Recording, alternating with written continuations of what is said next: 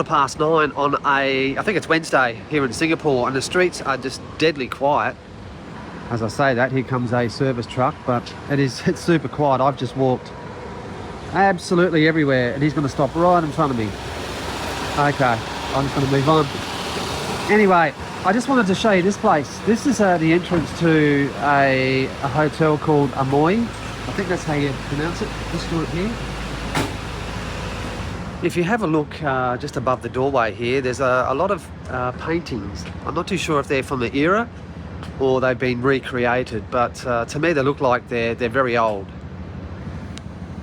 Let's go for a walk inside. I came past here the other day and I was really surprised at what I saw. You feel like you're in a museum, but it's not. This is just the entrance to the hotel. But I advise that you spend a bit of time in here and have a look at this model that depicts maybe this area or something similar. The details on the figurines are just next level. Like, you could be here for a long time. Check out this scene.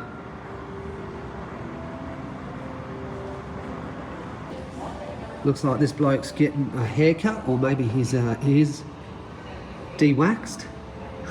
I love it. The lady's buying or selling stuff. The details of the buildings too, like, it's just how they've weathered the buildings, and just everywhere within this model there's just somewhere to look. Just behind me here there's a little historical note on, I'm assuming, this temple and also this model here, so I'll do my best to try and read it. Excuse me if I mispronounce everything, but that's just the way it is. Tilokataya Street is the site of some of the oldest religious institutions in Singapore. The Chinese built the Fuk Tak Chi Temple in 1824 and the Chui Eng Free Temple in 1842. The southern Indian Muslims built the mosque in 1827 and the Nagore de Guha, I think, in 1828. Chinese immigrants who came by the sea would immediately go ashore to pray at the temples in gratitude for a safe journey. The Chinese call it Tua Pek Kong Temple Street, as Fuk Tak Chi was located at one end. Hopefully I didn't butcher that too badly. I'm sure there's some information via Wikipedia or something.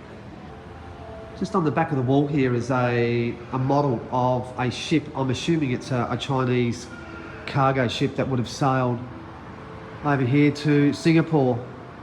The attention to detail again on this model is absolutely outstanding. What a fabulous entrance into the hotel, and this is right near where I'm staying, which is the Capri by Fraser.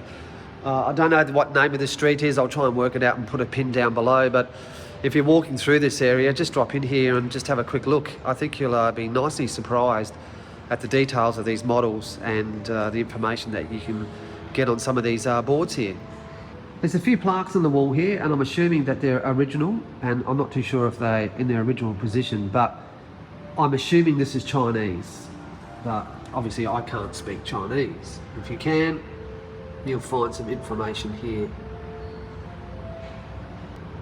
This one's a little bit harder to read. I wish there was a little bit more info in English just to tell me how old all this is. When you look up, you can see where the new meets the old, or is it the old meets the new. I'm glad they've kept these buildings around Singapore that I've seen. I haven't shot a lot of them, but I'm glad they've kept them intact and even renovated them for us to enjoy perhaps for centuries to come.